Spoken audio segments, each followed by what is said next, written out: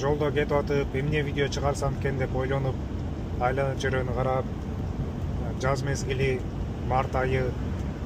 Бул март айы кыргызча жалган Куран айы болот. Кийинки апрель айы бул чын Куран. Ушул жөнүндө айтып берейин деп атам. Негизи мурда Куран сөзүн укканда жалганы болобу, чыны болобу деп бир аз таң калчубуз да.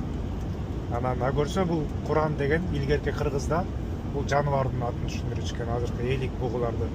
Илгерки кыргыздар ошондой жандыктарга аңчылык кылып түшкөн да.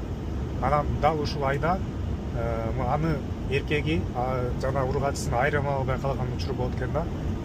Эркегинин мүйүзү түшүп, ургачы сыяктуу көрүнүп калган. Мына ошондон улам бул жалган Куран болчу экен. А кийинки апрель айында ошонун мүйүздөрү кичине билинип, өзгөчөлөнүп, бул чын Куран болуп, аны ошентип айырмалачу экен. Жалган Куран, чын Куран деп.